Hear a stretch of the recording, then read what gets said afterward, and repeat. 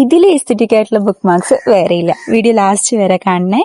അപ്പോൾ നമുക്ക് ആവശ്യത്തിനുള്ള വലുപ്പത്തിനുള്ള സർക്കിൾ നമ്മൾ വരച്ച് ഈ കാണുന്ന പോലെ അതങ്ങോട്ട് വരച്ചെടുക്കാം. എക്സാക്റ്റ് അതുപോലെ തന്നെ. പിന്നെ ഒരു മെഷർമെന്റ് എടുക്കേണ്ടത്, ഇവിടെ എടുക്കുന്നത് ഏകദേശം 1 സെന്റിമീറ്റർ ആണ് ഞാൻ എടുക്കണേ. ആ ബുക്കിന്റെ കട്ടിക്ക് അനുസരിച്ച് വേണം ഇത് എടുക്കാൻ കേട്ടോ. അപ്പോൾ ഇതേപോലത്തുള്ള വെറൈറ്റി ക്രാഫ്റ്റ് ഐഡിയാസിനൊക്കെ ആയിട്ട് സബ്സ്ക്രൈബ് ചെയ്ത് വെക്കാൻ മറക്കണ്ട. പിന്നെ ഈ വീഡിയോ ഇഷ്ടമായ ലൈക്ക് ചെയ്യുകയും ചെയ്യണേ.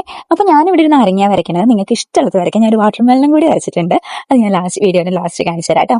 അങ്ങനെ ഇഷ്ടമുള്ള പോലെ നല്ലോണം തന്നെ പെയിന്റ് അടിച്ചെടുത്തിട്ടുണ്ട്. ഞാൻ എൻ്റെ കഴിവിന്റെ പരമാവധി ഞാൻ ഇതിൽ ഉപയോഗിച്ചിട്ടുണ്ട്. എനിക്ക് ബുക്ക് മാർക്സ് എന്നൊക്കെ പറഞ്ഞ ഒരു കാലത്ത് ഭയങ്കര ക്രൈസ് ആയിരുന്നു. ഞാൻ പല മെത്തേഡിൽ ഉണ്ടാക്കി നോക്കിയിട്ടുണ്ട്, ട്രാൻസ്പെറൻറ്റ് ആയിട്ട് പല ഇതിലും.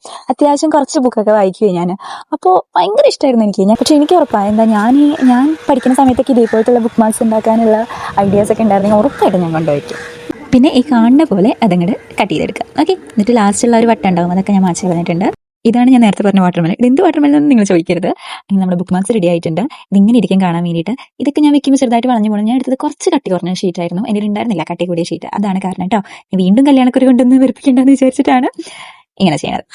അപ്പോൾ ഇഷ്ടമായ വീഡിയോ ലൈക്ക് ചെയ്യാൻ മറക്കല്ലേ. അപ്പോൾ പുതിയൊരു വീഡിയോ ആയിട്ട് നാളെ കാണാം. ചേട്ടാ, ബൈ.